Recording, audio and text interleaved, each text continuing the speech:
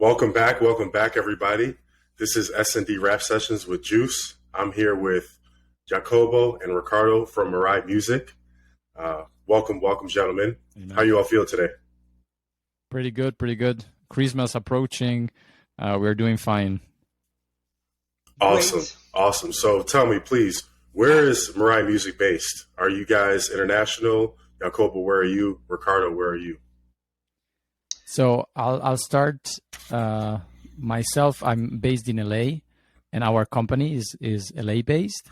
So I usually work here. My Jacopo is in Italy right now. We have a studio there, but we often work together with sessions, online sessions, and every time he can, he's joining me here in LA. So we miss each other at times, but international work. This is how it works, I guess. Yeah, right. exactly. So, Riccardo, yep. Go ahead, Jacopo. No, I mean it's kind of strange, but luckily technologies help us to work together almost every day. We just have to set our different time zones. So we'll be working together mainly from 4 p.m. to 9-10 p.m. but that's cool. That is my morning, 7 a.m. to whatever, noon or something. We make it work. Yeah, that's pretty cool. So how long have you all known each other for?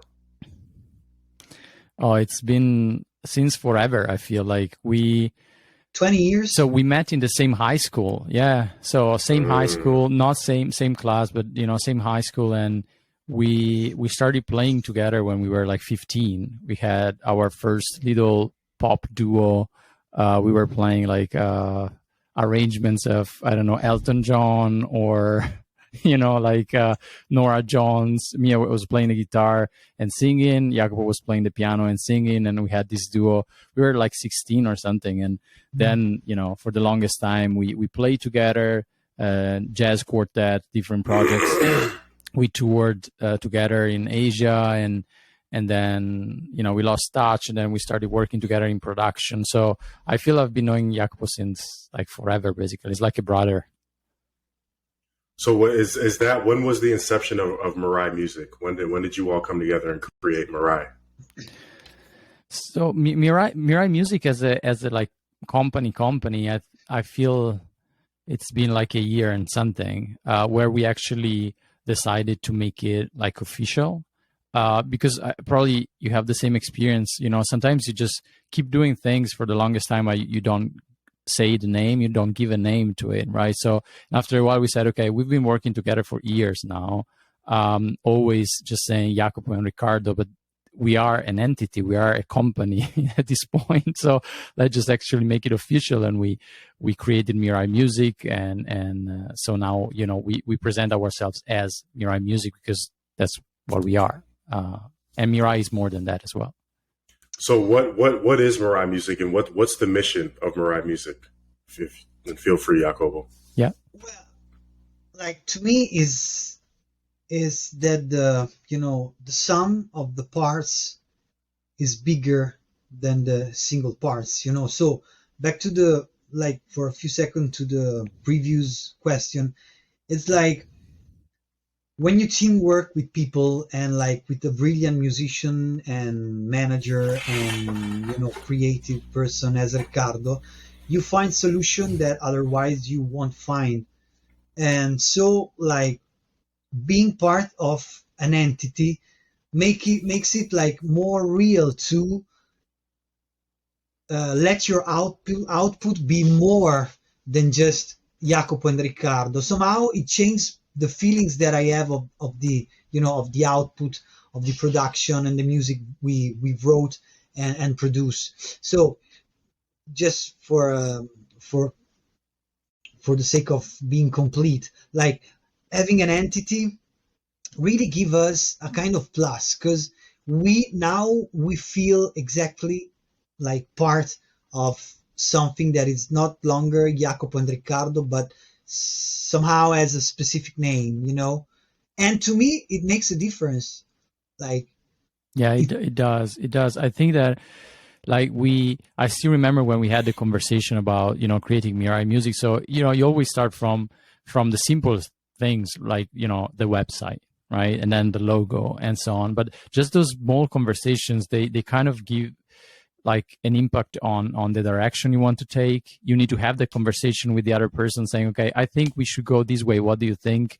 And it's not just about music, but it's about legacy and like, what do we want to do with Mirai Music as company? What is our interest? What is our specific goal, our strength, for example, right? So it's a very interesting thing. And I agree with Jacopo. Until you don't talk about it, it doesn't happen somehow. And you keep doing the Riccardo work and the Jacopo work, and then it becomes something else just through speaking and talking about it.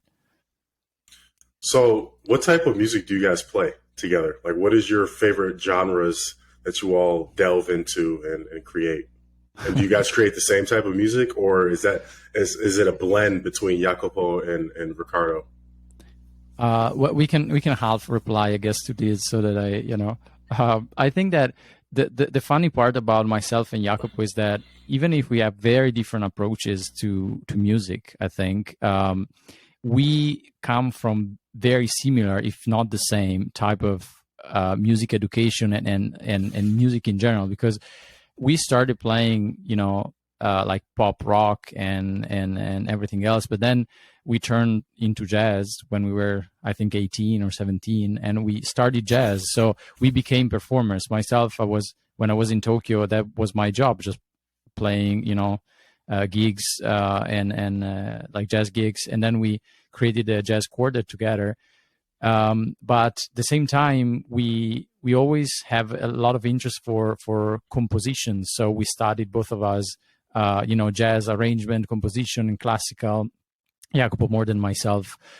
So we always have this interest that is in between improvised music, but like deep knowledge of how the music works, and then you can translate that into composition. So we are always in between, performing in a jazz club and writing music for orchestra and movies. And we are very similar. So when we write together, I think it works very well, because I can speak my language and he understands what I'm saying 99% of the times. So it's very fun the way. No, Jacopo? Yeah, exactly. Like, what makes us work so well together is the fact that, as Riccardo said, we have the same like backgrounds, and we can speak the same language, but we have kind of very different points of view in a very positive way. Like, Riccardo has a unique sense of picturing the big picture. I mean, to understand what is the big picture of the project we are working on, and he can see from the starting point to the end.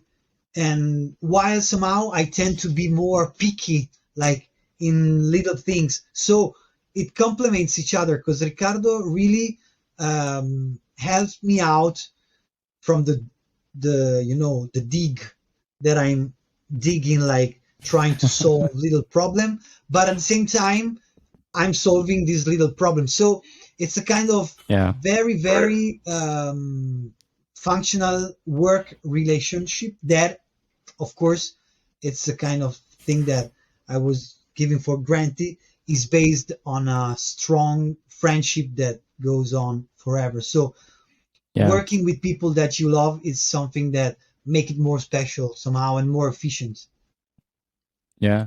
And I think also, expanding on that is also kind of like respect and trust in a way, because we understand our strength and our weaknesses, and we play around them, right? So especially at the what we try to do is to push ourselves into the other mindset. So I try to push Jacopo into look at the big picture, but he's always telling me, dude, like spend a tiny bit more time on, listening to this EQ on this specific instrument, this cue, this reverb, because that makes a difference.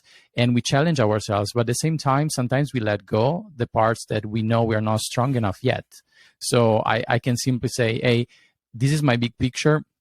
I'll let you go from here and I trust you. You're going to do the best because I know you, right? So it's a very specific balance. Communication is key because you have probably the same experience, Juice. Like when you work with other people, it's sometimes you're into art and you just say, I don't like this, for example, right? And that causes usually like damage because the other person is like, what do you mean? This is my art. But for myself and Jacopo, you should see our sessions. Like it's always me or him telling this doesn't work to me.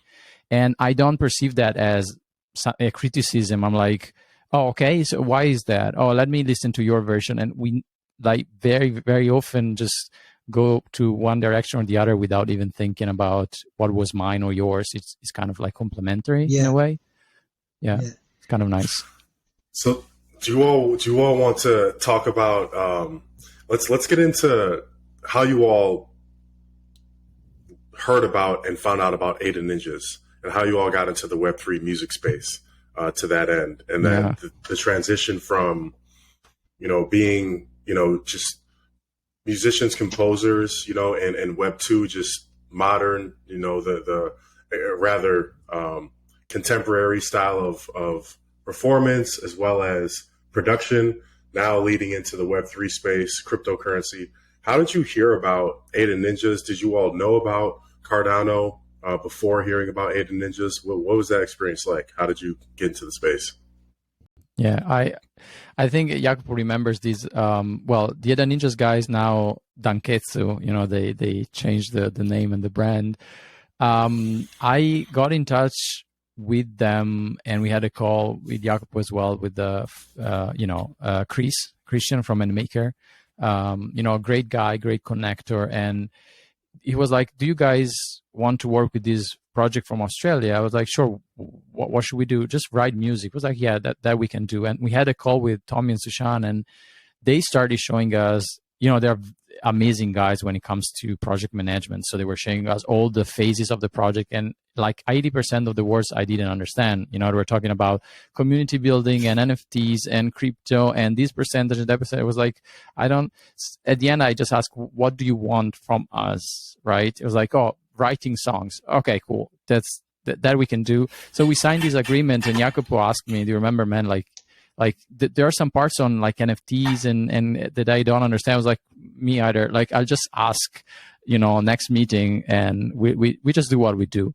So it was very funny, but we had the chance to, meeting by meeting, just asking questions to them and understanding what are we doing. In fact, what is ADA NinjaZ? And they explained to us the different phases, and we're like, okay, Cardano, let's research Cardano. And then NFTs, okay, let's research NFTs. And through them, we learned and this was a year and a couple of months ago, not even. And now we're deep into it, and we love it. Yeah. What's that experience been like working with ADA NinjaZ? I know that they have a whole decentralized creation aspect of creation amongst community when it comes to manga, art, comics, film, games, music, right? And all encompassing the arts as a whole, and a whole decentralized community aspect of that. What has that experience been like for you all to start to learn how to work from the aspect and the vision of the ADA NinjaZ mission? But now how has that translated and shifted the way that you all work now as Mirai Music? Well, Jacopo, you want to take this one? Yeah, I mean, one of the things that really attracted me at the beginning was exactly the community-based concept, and it was kind of hard to understand. What does it mean to write music like with a community? Sometimes we are so jealous about our, arts, our music. So what does it mean that I'm writing with lots of people? But then it turns out that is really something that gives you back the value of what you're doing. I mean, I've never felt like so much excitement for something that I've done musically in my life as the time that you, Riccardo, should remember. We started working on the first or or second song, and we dropped the kind of 4 beats, and the community need to choose which one should be the ground for the new song. And we were in a kind of space on the On Discord. Yeah. Yeah.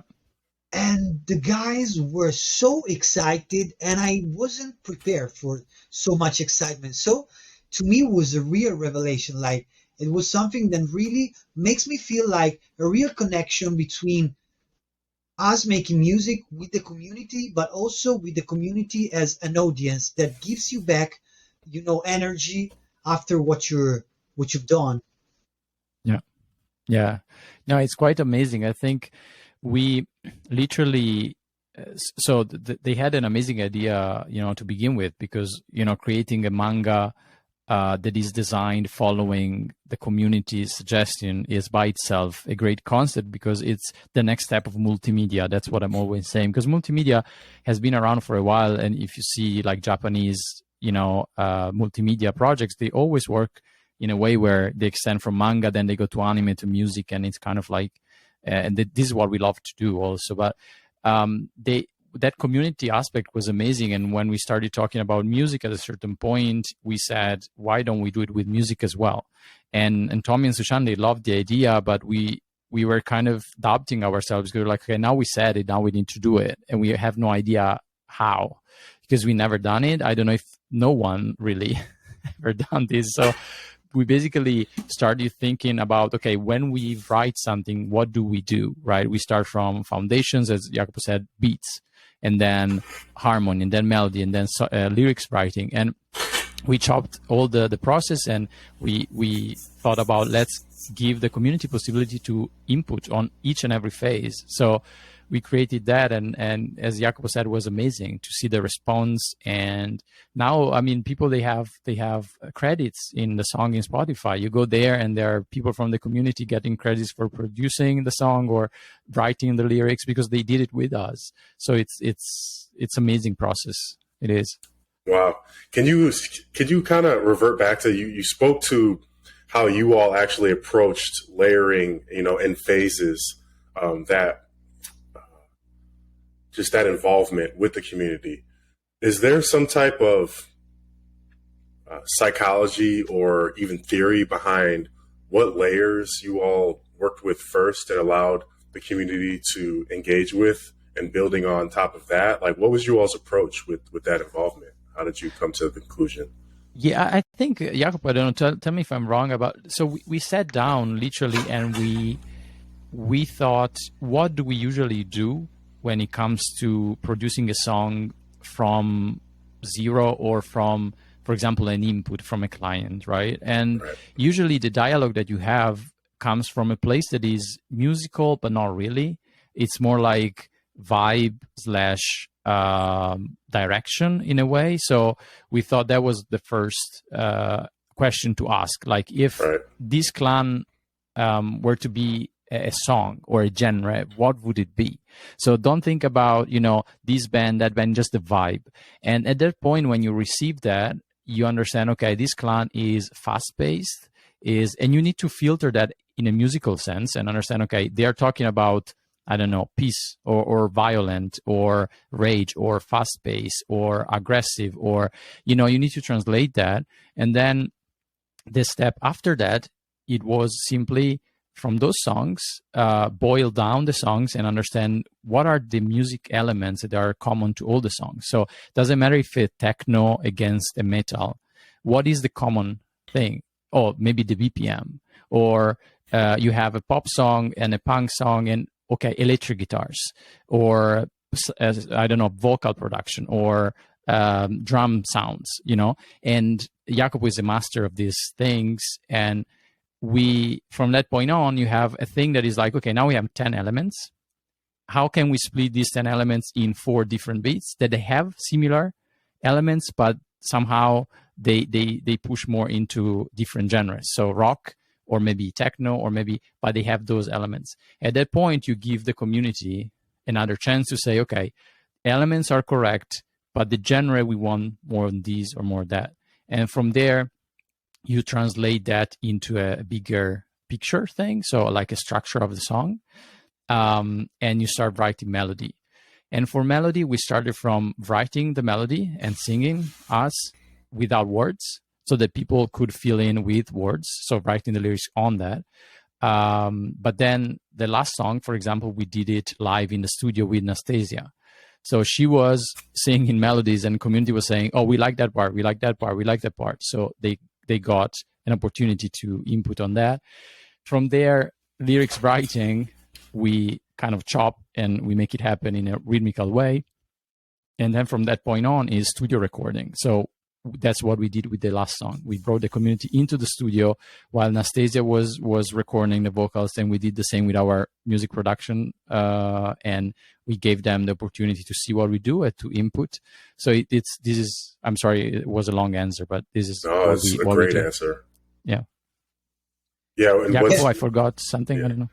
No. I mean, I'm just looking at it from the musical side. Like it's nowadays you kind of have a new way of writing music that is different from the past.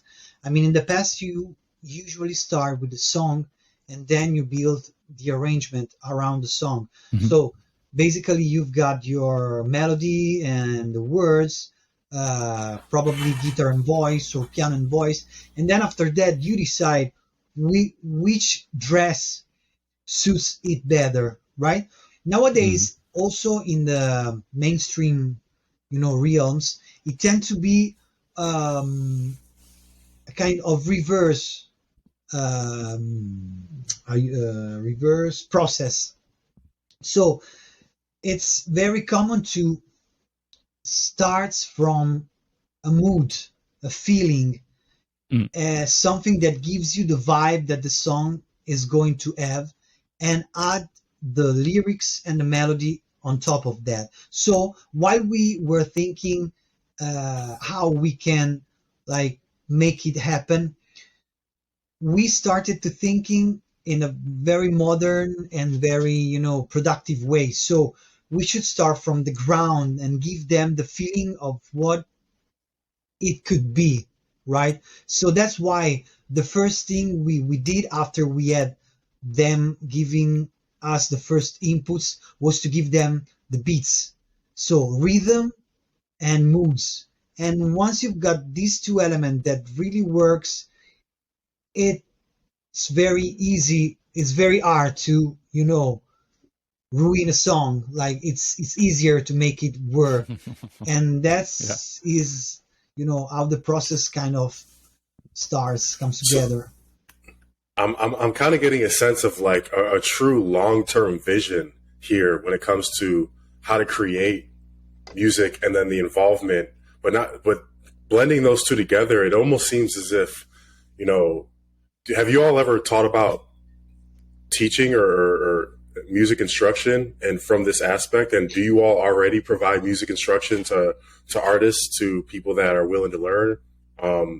I kind of see somewhat of like a Mirai music quality of music, a school here, from this approach of just creation. Have you guys ever thought about that?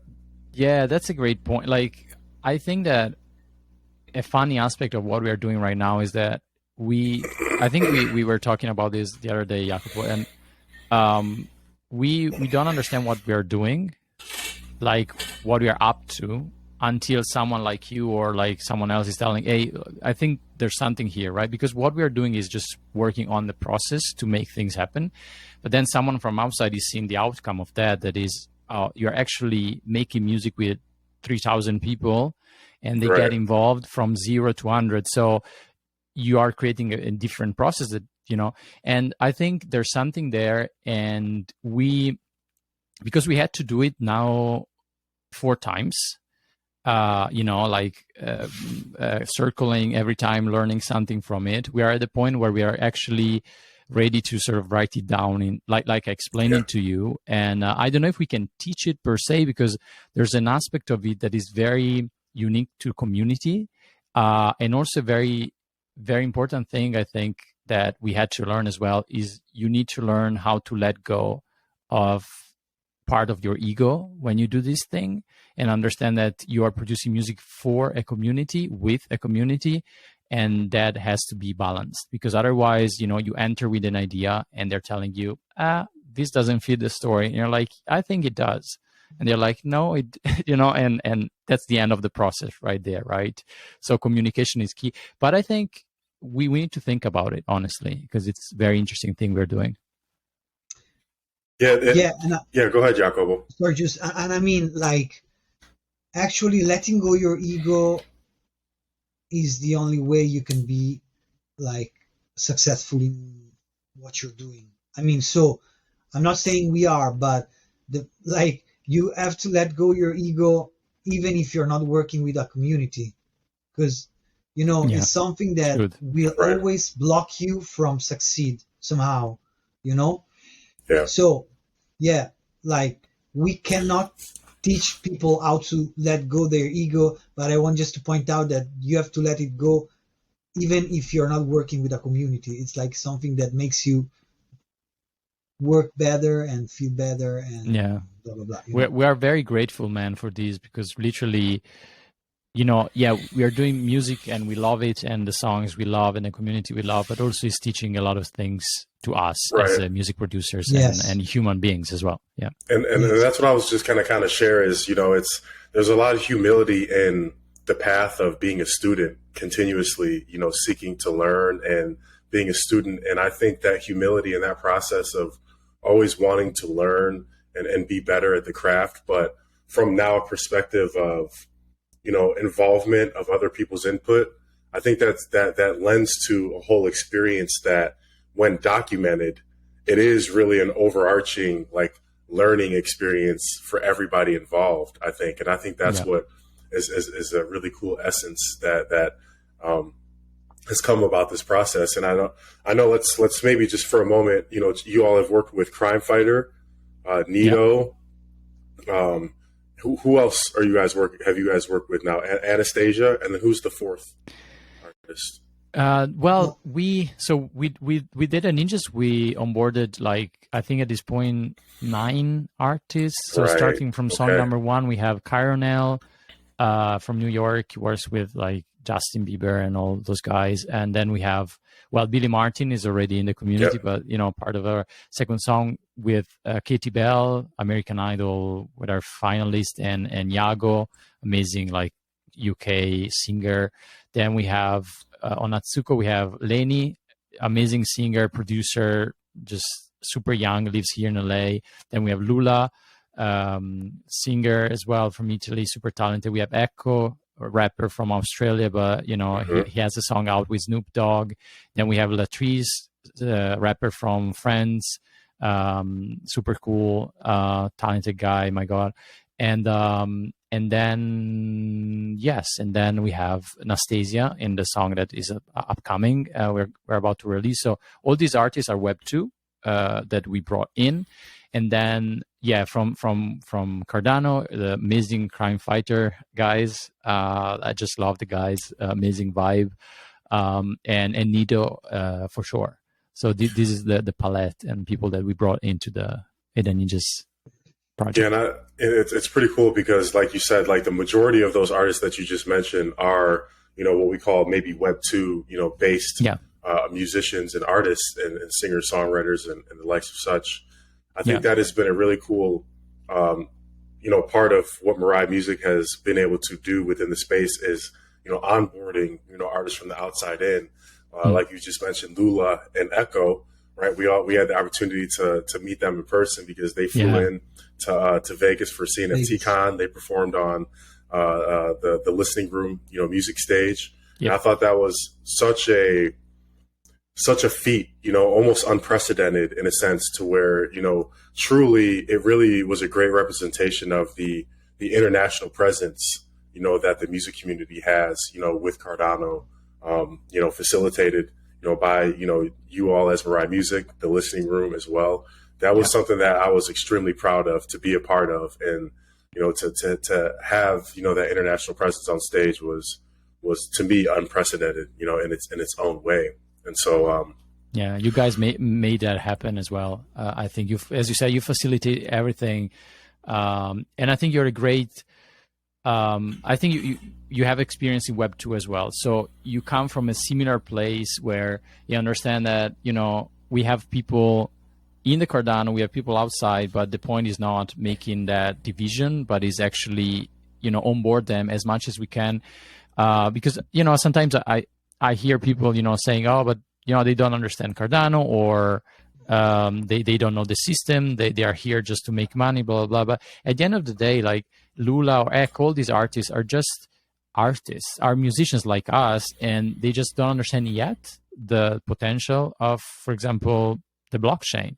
We just need to tell them in a very proactive way, get them involved, and it's such a organic and easy process if you think about it, right?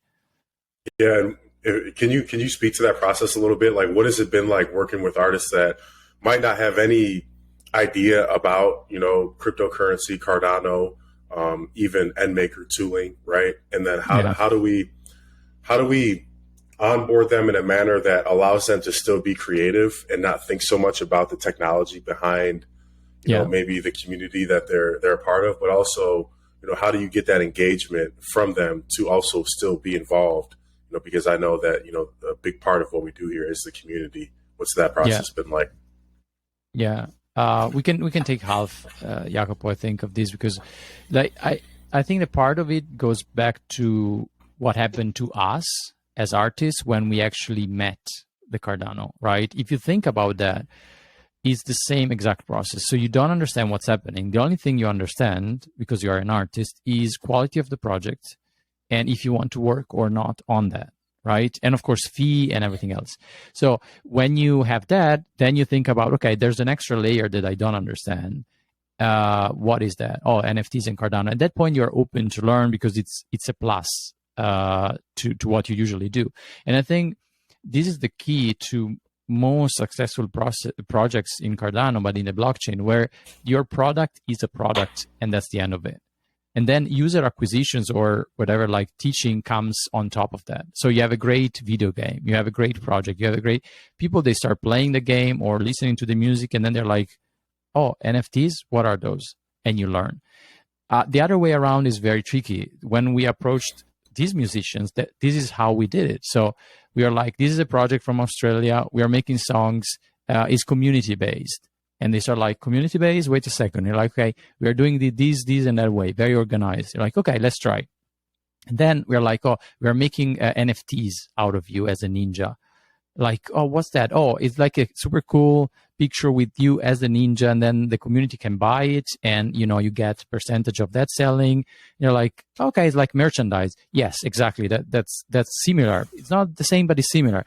So you get them to understand the process one step at a time, and most of them are very excited because when they start seeing source of revenue, direct revenue, and everything else, they get excited because they're artists like ourselves. What do you think, Jacopo? Yeah, I mean, I'd like to complete. Like, the first part is like how you get them in, right?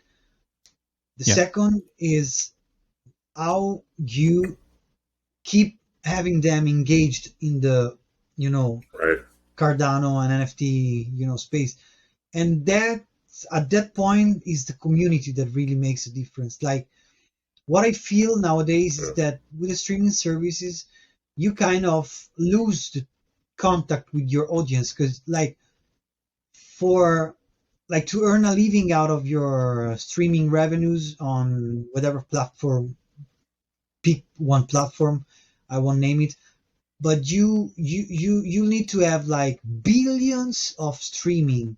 Like, so how does one person make a difference as a listener to you as an artist, in order to, you know, the perception that you have of your audience is numbers, is blurry, while when you start having, you know, a smaller community, but that is more effective, both in the support, you know, that it gives to you, than in economical terms, because the commitment of the community that supports you is different from somebody who like pays $9 a month to have a streaming service. Is Yeah. somebody that really loves what you're doing and decide that your effort is worthy to be, recognized somehow. Right. So once they feel that you can be a musician, like, guys, you can be an honest musician, like an honest artist, by having, 5,000 people that loves what you're doing. I think it's fair. Why, like, I'm writing music and I love to write music that it's not mainstream. So how could I like earn a living by let this music be heard from billions of people? I prefer to have like 100 people that really loves what I'm doing and that have the chance to support myself in a very efficient way, right? Yeah. And you know what? You just made, a really, really important point there. It's funny because, in one of the course modules that I've worked on, Yeah. based on ownership and IP, I call it the direct to consumer X factor, and I speak to, who would you rather have? Would you rather have 1,000 people, buying your album at $100 or 10,000 people buying it at $10? I think, having 1,000 people at 100 is a whole different niche and market and whole different person. Those 1,000 people aren't the same people as your 10,000 people. Not to say that the people, who are buying, your work at $10 isn't supporting you, but that engagement and that interpersonal experience that you can provide to these 1,000 people who really believe in you is a whole different experience than just these 10,000 people. Yeah. And Yes. something, 1,000 people that you can take with you, maybe the longevity and lifetime value of that customer or fan, is extremely valuable, as opposed to maybe the lifetime value of, these 10,000 people at $10. What do you guys think? Yeah. Yeah, Yeah. I'm trying to exaggerate right now, but you already made like a comparison between two things that gives you back the same amount of money. Okay. Right. But Right. the real question is, did you prefer to starve while being listened by 1 billions of people, or do you prefer to earn a living with like 100? So the fact is that like streaming services and royalties payback right now aren't like enough for musicians to live out of their music, unless you are Beyonce or that kind of huge artist. Right. So to me, it represents nowadays the only like alternative path that an artist can walk on to earn a living by from his art and his music or whatever. Yeah, I think it's also made me think. What we're talking about here is that now we are inside this system and we understand how it works, right? But with a lot of these singers and artists that we bring from outside, they don't see that value, right? So they don't see that. So I was talking, I'm not saying the name, but I was talking with this artist, was telling me, well, I already do that. I do like 4 times a day Instagram live, and I do blah, blah, blah. Now you're telling me I need to do it more for community building. And it's a fair question because they are already doing it, but they are funneling in a wrong direction. That is what Jacopo is saying, like general platforms or social media, billions of people, they just scroll and don't even know who you are, right? What we are telling you is, you do it here, you have 1,000 people that are looking at your reels or whatever, like live on Discord, but they're buying your NFT, so it's direct revenue. And I think that's the main difference. And again, to me, we need to be careful. I'm always like that, thinking about, the future in general, because what we, as an artist, we need to build something that is valuable long-term, right? So Yeah. NFT drops are fine, but can we create a system where music is a long-term plan? And the answer is royalties were made for a reason, right? So we need to understand how to integrate those royalties into our system in an effective way.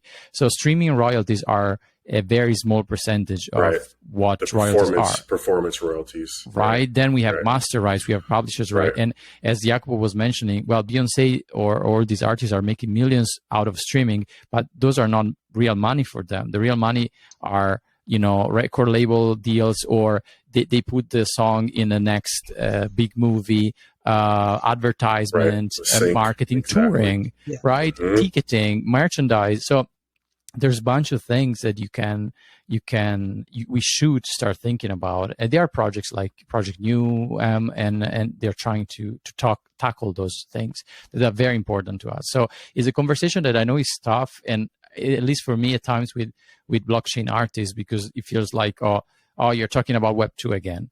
I'm like, yeah, but in a like productive way, because we can integrate that into Web 3. That's the longevity. That's the long term we are looking for as an artist, in control again, you know. Right. Like I would like just to add a little thing. It's like one of the real challenge for an artist is to have everything under control. I mean, as Riccardo said, you have streaming royalties, you've got publishing rights, you've got master rights, you've got performance royalties, as you were saying, and all of these things are managed by, you know, somebody else. I mean, I don't feel like, as an artist, I don't really know what was the economic value of everything I did in my career till now. Okay, so I'm thinking with the blockchain integrated into this system, you should be able to really understand with a click what's going on, who is playing, like how many music, wallets, exactly. That's I think the biggest fear that an artist, like, not fear, but one of the real scary feeling that an artist is used to have, and I talk with many of them, is I don't really know what my music, what's the value of my music. You know, I don't know. That's what I got. Until it gets stolen and you know, used, and millions of dollars are made off of your music without you being involved. That's when you might realize, wow, I kind of messed up here, right? Yeah. And I think just like what you said, it's amazing. Oh, sorry, Ricky. I'm saying, if you are a tiny artist, like, probably if you put everything together, it's like a few bucks there, a few dollars from that, but you need to know where these economy are made, where these economy are produced. You don't know, and so you are not able to collect them in the right way, although there are, you know, entity that should do it for you, like. Yeah, and I think just adding to that, because this is the way we operate, myself and Jacopo, I think, is always the question of how much I don't know because they don't want me to know, and how much I don't know because I don't know. Because that's always the balance, you know, complaining about, oh, I don't know how the master rights work. Well, there are books about it, you know, so start reading and educate yourself. Because at times, you know, and I tell this to myself every day, you know, like when you talk with an architect or a lawyer, or they know all about their job from 0 to 100. They know where the taxes go, where they're paying this and that, how they claim those money back. Then for musicians, it's blurry, it's foggy. They're like, well, I know this and that, and at times we get angry, but at times we don't understand how it works, right? So I think that our duty in this moment of time where we have this opportunity, like the blockchain, is to really understand what it works and what it doesn't, and give solutions through the blockchain. That's very important. But you need to understand the system first. That's why I love what you guys are doing, Juice. Educating is a big part. Yeah. Thank you so much. And that's been, you know, such a, you know, that's, you know, I would love to continue to work with you all and how we, you know, share this wealth of information. And one thing that I've realized and I share, you know, is that it is taking that ownership of not just your music, but yourself and your brand first, and realizing the value of your brand, so that you can start to understand how you can grow it and monetize it, because let's be realistic here. The music business is a business, right? And so even though we as artists, are very, what would you call it, protective, of our work, of our, of our babies, of our just creations. It is, extremely important to at least authenticate, our intellectual property, with, metadata standards, like ones that the current music industry uses today, similar to that of, the copyright and trademark metadata standards. When was this work published? What was it published on? What type of, digital media is it? And kind of working on it from there. Who are the collaborators on this project? And then that goes to the whole point of, knowing and understanding your role. Like Jacopo, like you were just saying, it's not really understanding, the bigger picture, doesn't allow you to understand your role in that bigger picture, and Riccardo, just like you said, it is, our job, if we think we're going to be, involved one way or the other in the music industry, it is definitely our job to understand what our role is, so that we can actually come to the table and negotiate, our rightful place, on a project, so, yeah. I think to that, maybe we can start to, wind it down, but I wanted to ask you all a couple final questions, along this line was, if you could snap your fingers and solve, a problem or two that you see, artists, musicians, producers are experiencing, in the music industry, what would those problems be? And then maybe what would your solution be? Go ahead. Jacopo. Wow. Yes. No, sorry. Like, it's something very recent that somehow to me is becoming a real problem, and I call it the shortcuts mindset. Like, of course, as you all guys know, when you have a studio and you run a studio, basically you are always looking on the internet, like manual for new plugins or how to solve problems. So your feeds are constantly giving back things about music production and, blah, blah, blah. And I mean, like the 80% of, maybe 82, but let's say 60% of the content I'm seeing is like how to write music without knowing music theory, or how to write an orchestral song like, John Williams without being John Williams. I mean, I'm kind of exaggerating it, but the fact is, like, if you love music, like you love music, so you should love to learn everything you can about music. So if I could snap a finger, I will get rid of the shortcut mindset and see what happens. Note that, ladies and gentlemen, Jacopo is calling you out. If you feel like he was talking to you, then yeah, you need to do a little bit more studying, and that's okay. That's Jacopo makes me feel like I got to go back, to the legs. Like I gotta go study. Yeah, I gotta go study some music theory or something like that.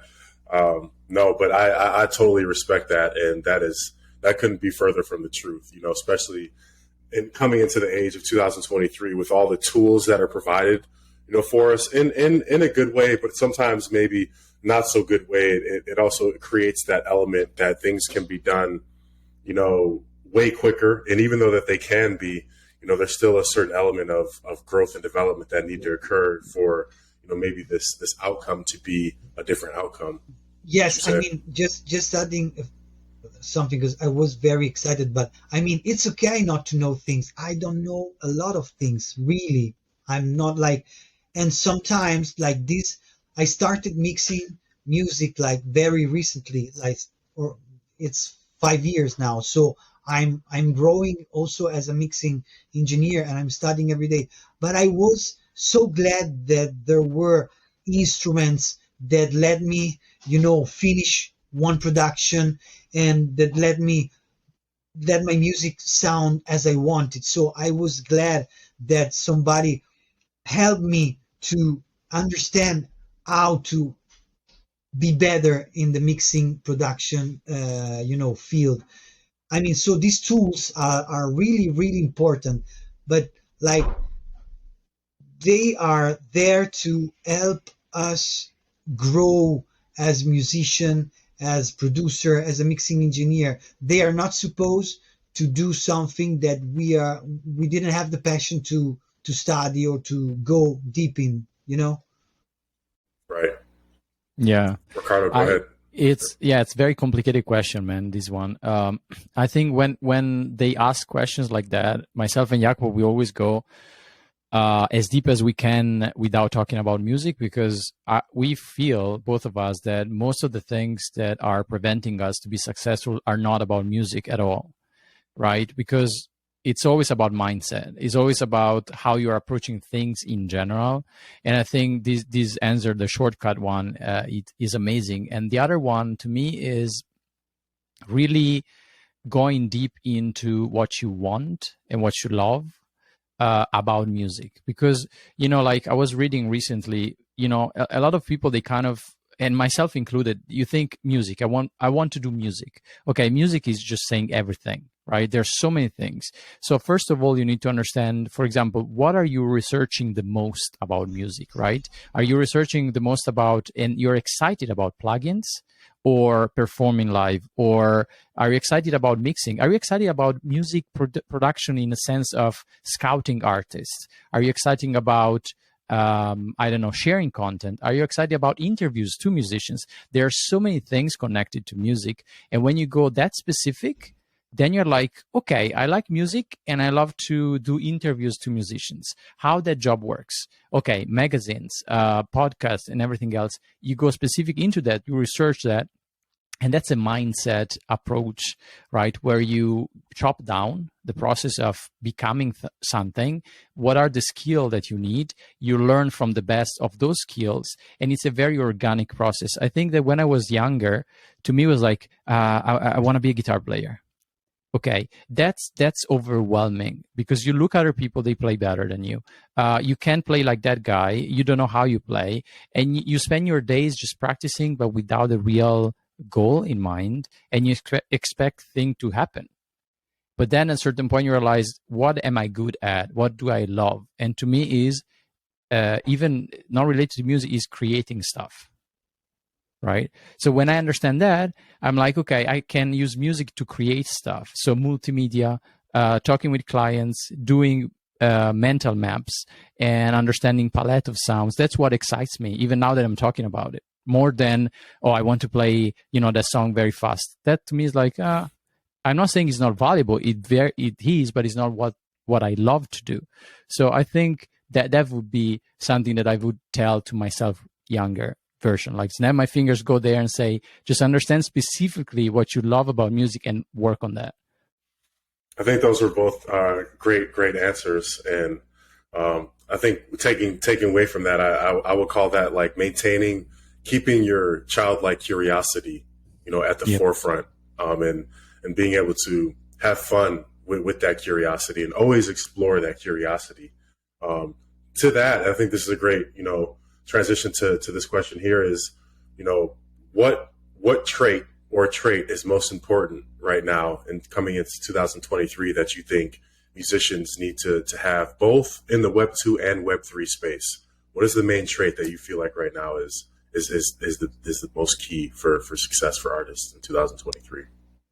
Oh man, I'd say to me, it's one skill, but it's just because it worked for me. So I don't know if that's important. It's awareness and listening. So both to music and to clients. This is the most important aspect, because enter a conversation with someone that wants music, because we work that way. Mirai Music, this is how we work. Enter the conversation and be open to see others people's vision and understanding how the situation is and what you can do to improve the situation. Not the other way around, entering the conversation like, what can they do for me? right? How much can they pay? No, what is the value that you can provide to them? Be very specific about that. And when you enter the conversation, that's what you sell, quote unquote. That's what you represent, is this is what I can do and I think is beneficial for your project. I don't expect to agree with me, but this is what I can do. Do you want to collaborate into this? That's I think a skill that is very, very important nowadays, because it's not like Jacopo was saying about, oh, I want a song from you. It's usually like, I have this idea, multimedia, games, blah, blah, blah. What can you do to improve this vision that I have, right? And maybe you're going into specific, writing for artists, but it's the same thing. You have a producer, a music manager, an A&R, they're telling you, this is the idea we have for the artist. Listen, try to understand what can you do, put yourself in their shoes, understand, and do that. I think that to me is a game changer. But again, this is for me. Awareness and listening from Riccardo Jacopo. What are a couple traits or a main trait that you think every artist needs to have coming to 2020? Like, Riccardo is the one who taught me this approach. And so, first of all, thank you, Riccardo, because every time you said, all of these things reminds me to the time that I needed to learn it, and I'm still learn how to, to be that way. I would be like a little bit more, I'm thinking about identity, like more in a very specific way. I mean, like something that happen very often is like, you don't want to write music. You want to be like Beyonce. And that is like different from you wanting to say something because you need to say something. So like it's linked to the answer that Riccardo did, like at the other question. I mean, really question yourself. Ask why you are doing what you're doing and what you want to do. Like, because everybody has his own story, his own background, and everybody has an inside value that is worth sharing. But it could be shared only if you stop trying to be like Beyonce, that I love. But I mean, she's probably from another planet. Like, she's not human. Probably she's Beyonce. She's Beyonce, exactly. I mean, so what I'm saying is, I started like feeling more connected. Not that I really am, but I start feeling more connected with myself and my art once I stop like wanting to be like, that pianist or that composer or that producer, and accepting the fact that I have my own inside value and that is worth sharing. Yeah. Amazing. Yeah, go ahead, Riccardo. Did you have something to add? No. It's beautiful. I think it's a great answer. That's it. Yeah. That was amazing. The awareness, the self-awareness, that goes back to awareness that you just spoke to, but awareness and self-acceptance of who you are is key to owning your brand, and being able to know your intentions, your goals, your why, for why you're doing what you're doing, and allow that to take you, and propel you forward is extremely important. And to improve, right? Yeah, right. Yeah. And that's where the childlike curiosity comes back into play. I think it's maintaining that awareness is super important, because otherwise, how are you going to improve if you're not willing to learn, how to improve, and take your careers and art to the next level. Yeah. So, and back, one go ahead. super tiny thing back to what Riccardo said before, awareness. Like, if you really know what you love, like, I mean, I want to sing song that makes people happy. Okay. If that's what you really want to do, you really want to learn how to sing. Yep. So if you understand what really is important to you, I'm sure you won't take the shortcuts. You know what I mean? Yep. I'm sure you are going to dig deeper and deeper and deeper till the end. So that's something that is very, very important and is linked to the answer of the shortcut mindset. Okay, last question. What's next for Mirai Music, and what are you all working on right now? What are you all excited about heading into this new year, and what can we look forward to for Mirai Music in 2023? Well, one thing is, ADA NinjaZ is rebranding Danketsu. We have a song upcoming with them, the Daisuke Clan song with Nastasia. That is just, guys, it's a bomb. She's amazing singer. My God, the song is very nice. We are looking into a next step that I can't share yet, but it's everything was written with the community, but we have another layer that we are adding to that. I'm very excited about that. Can share it.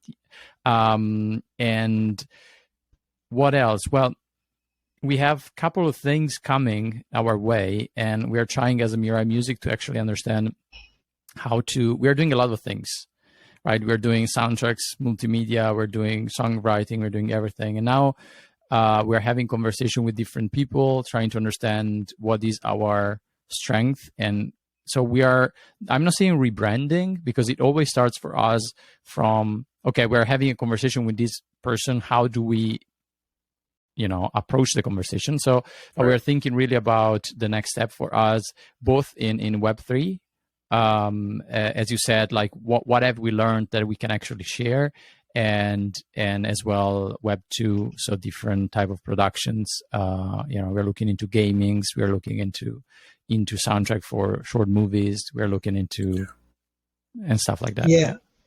I mean, we are in the place where we are having a lot of very important, talk, and everything is moving, but we are not like in the place where we can say, okay, like we have some confidential things going on. I mean, like, that is true. We are doing a lot of things and trying to take everything we learned in the last like 1.5 year and communicate it as a value that I think that not a lot of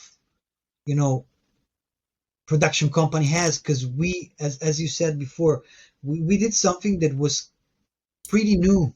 So we are trying to communicate also that really important aspect of what we learned in the last 1.5 year, and it leads us to very, very interesting conversation and relationship with new project that are yeah for sure.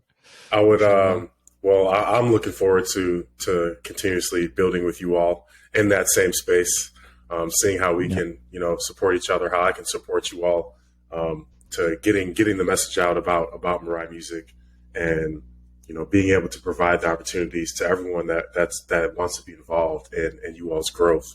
I think is super cool, super important, and I'm extremely excited about what you all have coming. So we appreciate you, man. Yeah, no problem. Ladies and gentlemen, Jacopo and Riccardo from Mirai Music. They are a force to be reckoned with. So don't sleep on them. Don't sleep on them, because if you do, then you wake up and they might be your worst nightmare, in a good way. Because I hope so. they're doing everything that you want to be doing. So let's hop on board. Let's get with Mirai Music. They have a lot of value to offer to the table. They're working on a lot of different cool, new, innovative projects. So we can't wait to see what's to come with Mirai Music, and your work with ADA NinjaZ as well. So yeah, and just 5 seconds at the end, we are building and we're trying to build a platform for people to actually enter the space, but also for Cardano musicians to actually collaborate with the ADA NinjaZ guys. And, so Awesome. that's very important. That platform has to be built for people to enter the space to understand how the community-based music works, for example, right? That educational piece, get them involved in different ways, either co-producing or just the marketing side. So guys, just get in touch and let's have the conversation. Yeah. Amazing. Awesome. Well, I thank you both for your time today. Thank you, and Juice. I cannot wait to, get this interview out, ASAP. Let's make sure that this time we'll get it formatted properly. But thank you guys, and thanks, man. See you next time. Thank you.